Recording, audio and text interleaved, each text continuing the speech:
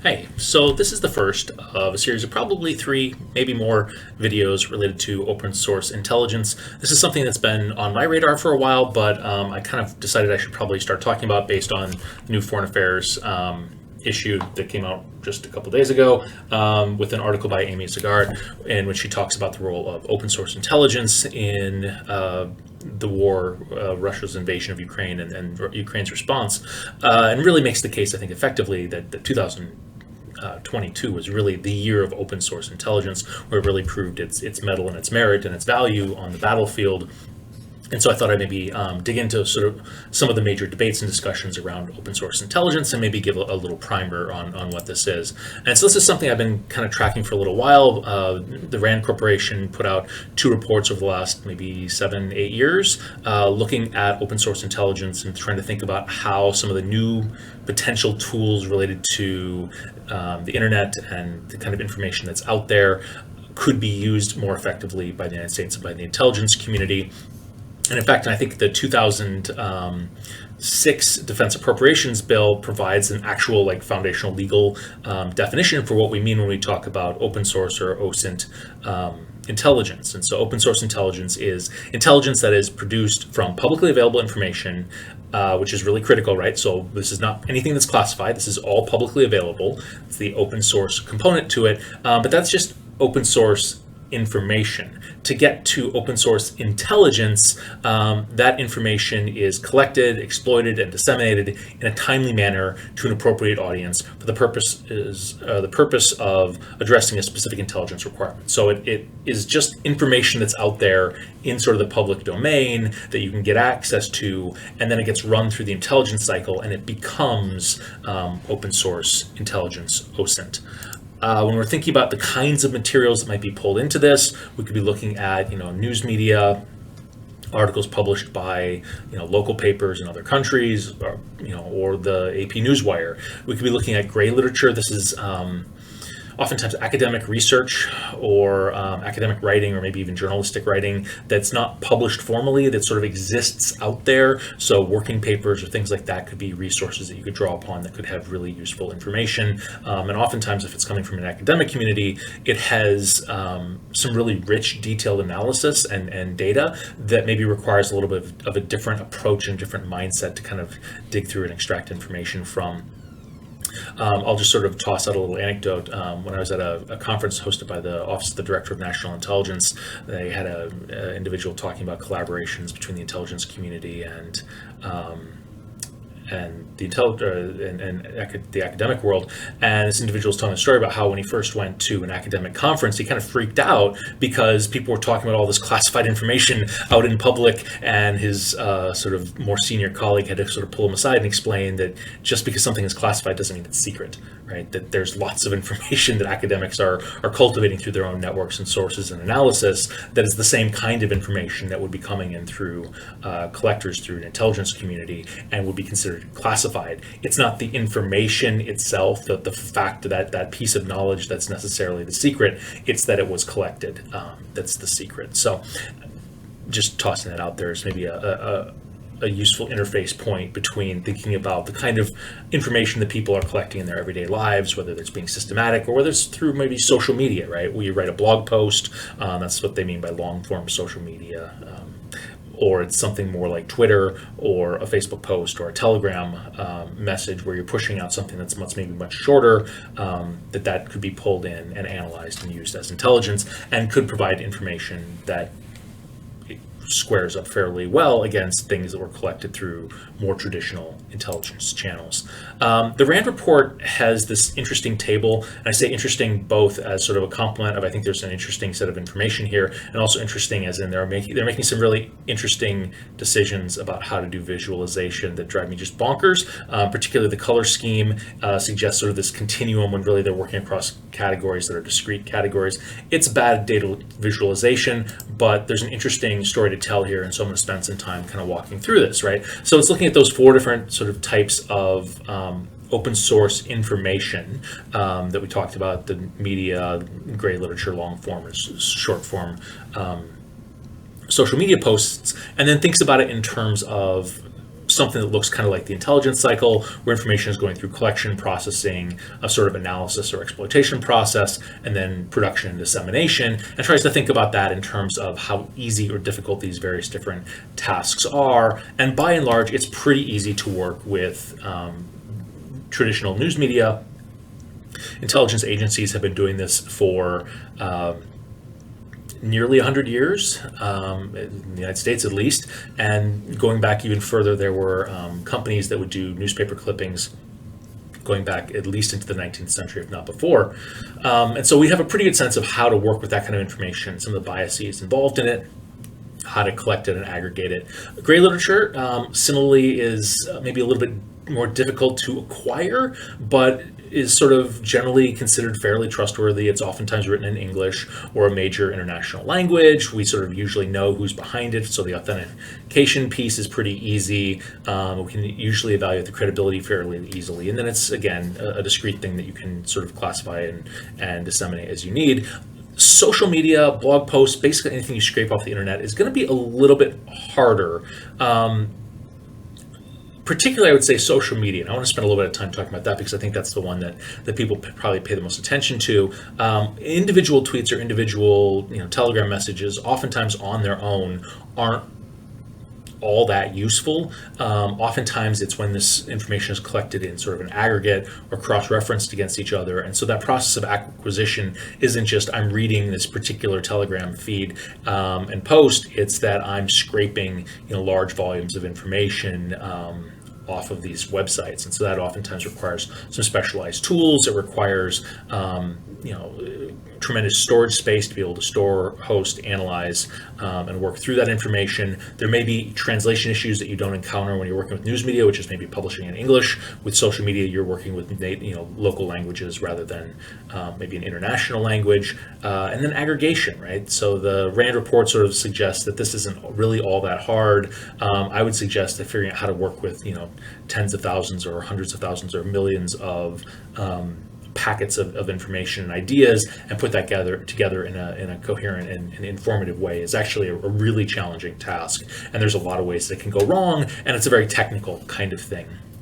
When we're thinking about authentication, this is where I think the social media piece gets really difficult, that it's very easy, as people I'm sure are aware, to fabricate identities online, to push out false information through bot accounts or through sock puppet accounts, and so figuring out the credibility of that information and who's behind it is really hard. The RAND report suggests that contextualizing this information is not really that tricky. I'm going to make a case actually that it's probably one of the hardest things and one of the most easy to overlook things when it comes to open source intelligence. I'll make that case in a subsequent video, but I'll just sort of preview it here. And then classification and production end up being a little bit harder. The dissemination piece, again, I think it is really hard, because how do you take all of these different aggregated information, present it into a way that provides rich, compelling, accurate information to a policymaker that they can feel that they can trust, rather than just this is something that sort of one random person tweeted out.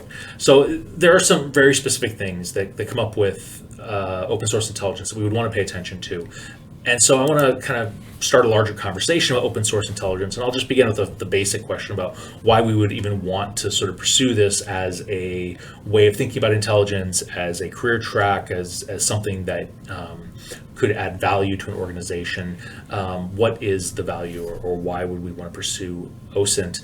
And I'll tackle this a couple ways. So one way, Thomas Finger has made the case that open source information, just what's publicly available, can get you about 70% of the way to where the CIA is at in terms of, or the US intelligence community is at in terms of analysis, which is pretty good. I would sort of add in, you can do better if you're willing to throw resources behind it, if you're willing to pay for information, if you're willing to send people out to do collection on your own. And in fact, if you're willing to put $70 billion a year into that effort, you can get as good of information as the US intelligence community can get. And so thinking about that 70% for free is actually pretty impressive. And I'll give you maybe more concrete example on that about the kind of questions that we're interested in, maybe open source's information is enough, right? And so if I have an address and I need to know some information about the address, and maybe I'm thinking about using that address as a location, maybe I'm going to rent the space or use it as a base of operations, or maybe it's something I want to do surveillance on. Just simply having that address doesn't necessarily give me a whole lot of information. I could, look it up on a map and try and find it. If I had satellite information, maybe that could give me a sense of how big the building associated with that address is, maybe where it's located relative to transportation networks. I can maybe get a sense of the buildings around it. Is it a densely populated neighborhood? Is it a sparsely populated neighborhood? Is it commercial? Is it residential? Right? These are things I could maybe piece together if I had access to satellite imagery. And for decades upon decades, satellite imagery is something that was primarily the purview of the intelligence community. Today, if I want that information, I just go on Google Maps and click on the satellite view, and there I have a picture of sort of what the neighborhood looks like from above. I can even jump into Google Street View, and I can sort of troll around the block a couple times and on Google Street View and get a sense of, is this a heavily trafficked area? Is this a good area for walking? How big is the building? What do the access points to the building look like? Is it, guarded?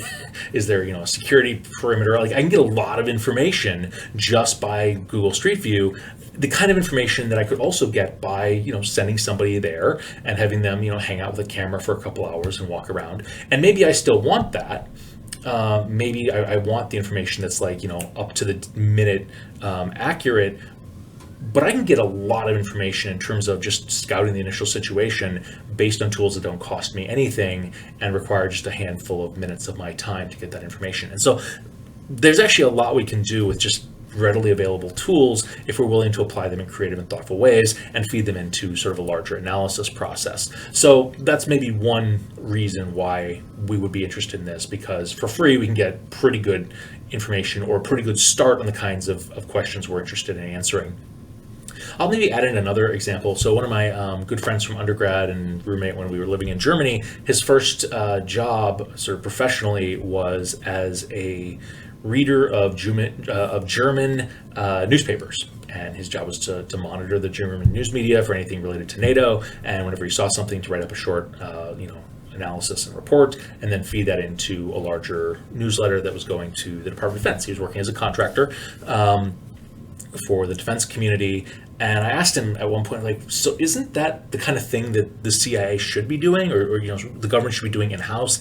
And he sort of hemmed and hawed and kind of talked a little bit about how, there wasn't a lot of interest bureaucratically in the intelligence community for this kind of work, which we'll talk about a little bit later when we talk about the possibility of creating an open source agency that works just specifically with this kind of information rather than outsourcing it to folks like my friend.